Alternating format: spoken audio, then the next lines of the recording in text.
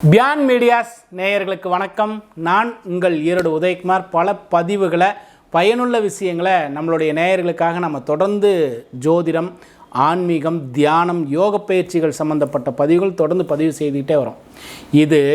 இந்த ஜோதிடம் சொல்லக்கூடியதே வேதத்தினுடைய கண்கள்னு சொல்கிறாங்க. இருளில் இருக்கக்கூடிய மனிதர்களுக்கு ஒரு ஒளியை காட்டக்கூடியது தான் ஜோதிடம்னு சொல்கிறோம். இந்த ஜோதிடத்தை சரியாக பயன்படுத்திக்கிட்டால் இறை சக்தியை உணர்வதற்கு கூட இந்த ஜோதிடம் பயன்படும். பல விஷயங்கள், இது போன்ற விஷயங்கள் நாம் பேசிக்கிட்டே வரோம். குறிப்பாக இந்த கோள்களினுடைய சாரம், ஒவ்வொரு தினப்பலனும் வருட பலன்களும் மாத பலன்களையும் பற்றி பேசிட்டு வரோம். இன்றைக்கி பாருங்களேன், இந்த தை மாதத்தினுடைய 12 ராசியினருக்கும் ஏற்படக்கூடிய பலன்கள் பொதுவான பலன்களாக பேசுவோம். ஏன்னா ஒவ்வொரு ஜாதகர்களுக்கும் அவர்களுடைய ஜாதகத்தில் நடக்கக்கூடிய திசா புத்தியை வச்சு பலன்களை இன்னும் குறிப்பாக பிரித்து எடுத்துக்கிட்டே வரலாம். சரி, இதில் பாருங்களேன், இந்த மாத பலன்னு சொல்கிறோம். தை மாதத்திற்குன்னு ஒரு சிறப்புண்டு. தை பிறந்தாலே வழி பிறக்கும்னு சொல்லுவோம். என்னென்னா, நாம் விதைச்சதையெல்லாம் அறுவடை எடுக்கக்கூடிய மாதமாக, எதையெல்லாம் நாம் செய்த புண்ணிய விதைகளையெல்லாம் இந்த தை மாதத்தில் அறுவடைக்கு வருமா. நம்ம நிறைய செஞ்சுருப்போம், நிறைய சிரமங்கள்லாம் இருந்திருக்கும், வாழ்க்கையில் நிறைய நன்மையான பலன்கள்லாம் செய்திருப்போம். எப்போ இந்த நன்மையான விதைகளுக்கெல்லாம், நாம் விதைத்த நன்மைகளெல்லாம் அறுவடைக்கு வரும்னா இந்த தை மாதத்தில் வருமா. அற்புதமான மாதம் தை மாதம். எதை ஜோதிட ரீதியாகவும் சொல்லலாம், இந்த விஷயத்தை ஜோதிட ரீதியாகவும் சொல்லலாமா. என்னென்னா, சூரிய பகவான் சுழற்சியில் சனி பகவானுடைய வீட்டில், அதாவது மகரத்தில் அமரக்கூடிய ஒரு மாத காலம், இதை தான் தை மாதம்னு சொல்கிறோம். சனி பகவான் யாருன்னா கர்மக்காரகன் அப்படின்னு சொல்லுவோம். அந்த கர்மக்காரகன்னாவே நாம் எதை செய்தோமோ அதை அனுபவிக்க வைக்கக்கூடிய கிரகம். நம்ம நிறைய துன்பத்தில் இருந்திருந்தாலும் நாம் செய்த புண்ணிய கர்ம பலன்களை எல்லாம் இந்த தை மாதத்தில் அனுபவிக்க முடியுமா. காலபுருஷ தத்துவத்திற்கு 10ஆம் வீடு கர்மஸ்தானம்னு சொல்லக்கூடிய இடத்துல சூரியன் வருகின்றார். இந்த வீட்டிற்குரிய கிரகம் சனி பகவான் 10, 11 தொழில், அதே போல் லாபம், ரெண்டுமே காலபுருஷ தத்துவத்திற்கு 10, 11 சொல்லக்கூடிய தொழில் லாபத்திற்குண்டான கிரகம் சனி பகவான். அவருடைய வீட்டில் சூரியன் சஞ்சரித்து வருகின்றார். நாம் செய்த புண்ணிய பலன்களை எல்லாம் அறுவடைக்கு உண்டான காலம். அதனால தான் தை பிறந்தால் வழி பிறக்கும்னு சொல்கிறோம். தை மாதம் எப்பொழுதுமே தமிழர்களுக்கு திருவிழாவிற்கு அற்புதமான மாதம். இதில் தான் பொங்கல் வருது, மாட்டுப் பொங்கல் வருது. தமிழர்களுடைய அற்புதமான மாதங்களில் திருவிழா மாதமாக கணிக்கக்கூடிய இந்த தை மாதம் சிறப்பான ராசி பலன்களை ஒவ்வொரு ராசியினருக்கும் தனித்தனியாக, 12 ராசியினருக்கும் தனித்தனியாக பொதுவான கருத்துக்களாக ராசி பலன்களை பார்ப்போமே. சோபக்கிருது வருடம் தை மாதம் கடகராசி நண்பர்களுடைய ராசி பலன் இந்த ஒரு மாத காலங்களில் கடகராசி நண்பர்களுக்கு என்ன பலன் இருக்கும் பார்ப்போமே. குரு பகவான் 10ல் இருக்கின்றார். 10ல் குரு இருந்தால் பதவியில் மாற்றம் வருமா. கொஞ்சம் கவனமாக இருக்க வேண்டிய காலம். உங்களுடைய பதவி, உங்களுடைய வேலையில் எல்லாம் அதிகமான கவனத்தை செலுத்த வேண்டிய மாதம் இந்த மாதம். சரி, இதில் அஷ்டமச்சனியினுடைய பாதிப்பு வேறு ஏற்கனவே கொஞ்சம் கடகராசி நண்பர்களுக்கு சரியாக இல்லை. 8ல் இருக்கக்கூடிய சனி பகவான் அஷ்டமச்சனின்னு சொல்கிறோம்.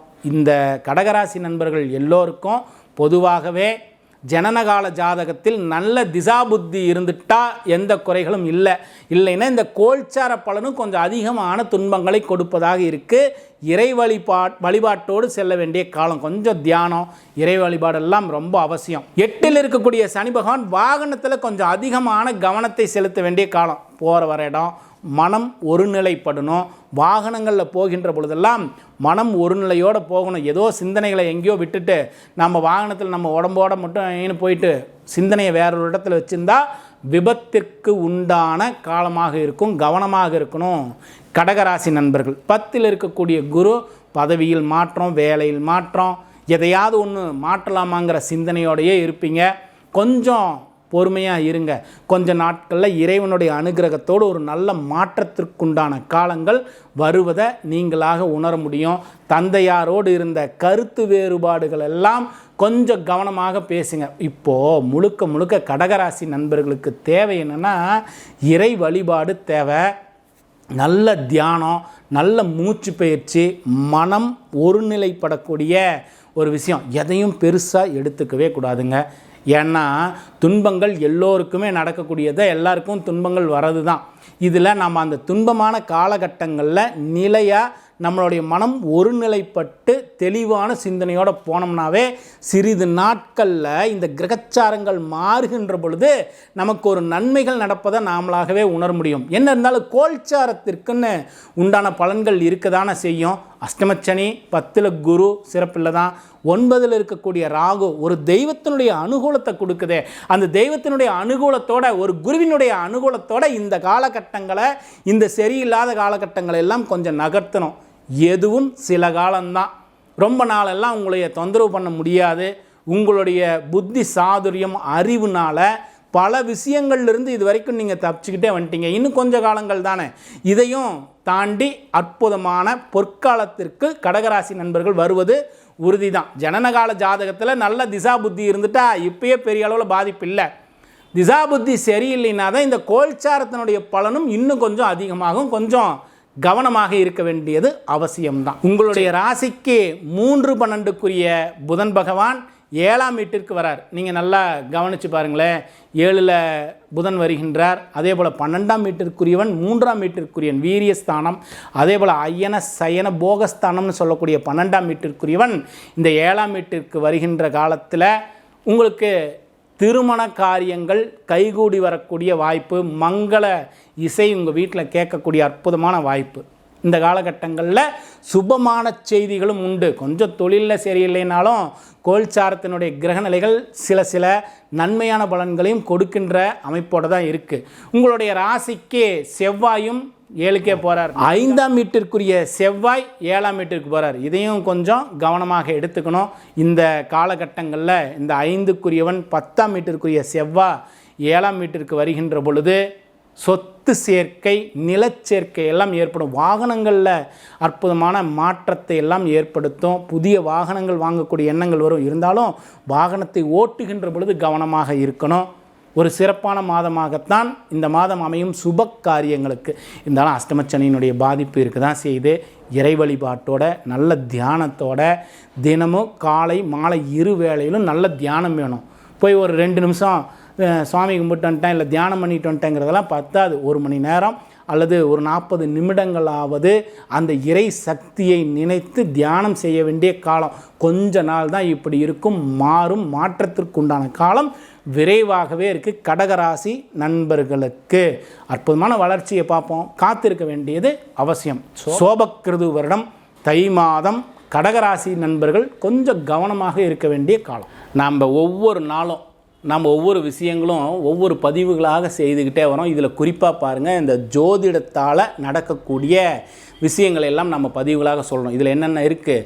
இந்த இயற்கை சீற்றத்தால் இந்த உலக மக்களுக்கு ஒரு பாதிப்புகள் ஏற்படும். நீர்நிலைகள் எல்லாம் நீர் சார்ந்த பாதிப்புகள் எல்லாம் ஏற்படும். இதையெல்லாம் பல குறிப்புகளாக நாம் இந்த புது வருடத்தில், அதாவது தமிழ் புது வருடத்திலிருந்தே நம்ம சித்திரையிலிருந்தே ஒவ்வொரு பதிவுகளாக போட்டுக்கிட்டே வரோம். சரி, இந்த மாதிரி பதிவுகள் கொடுத்துருந்தாலும் வரக்கூடிய காலங்களில் நமக்கு ஒரு மாற்றம் வேணும் இல்லையா? இந்த மாற்றம் யாரால் நடக்கும்?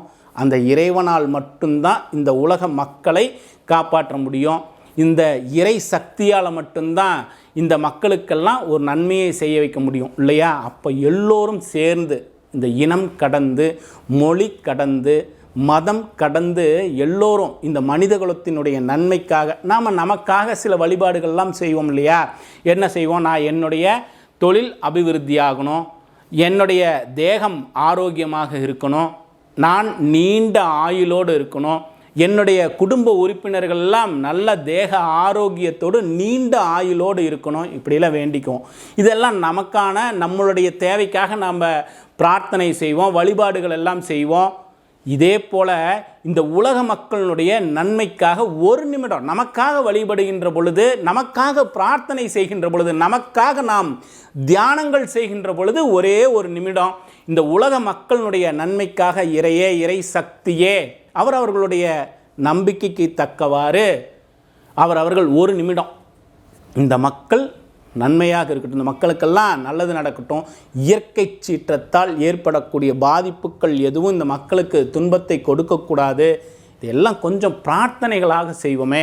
நம்மளுடைய நேயர்கள் ஒவ்வொரு நாளும் நம்முடைய தேவைக்கு நாம் பிரார்த்தனை செய்கின்ற பொழுது இதையும் சேர்த்து செய்யணுங்கிறதுக்காக தான் இந்த பதிவுகள் எல்லாம் தொடர்ந்து சொல்லிக்கிட்டே வரோம். செய்வோம், மாற்றம் நடக்கும். இறைவனுடைய அனுகிரகம், அந்த இறை சக்தியினுடைய அனுகிரகம் இந்த மனிதகுலத்திற்கு ஒரு நன்மையை கொடுக்குங்கிற நம்பிக்கையோடு தொடர்ந்து இன்னும் பல பதிவுகளில் நம்ம தொடர்ந்து போவோமே.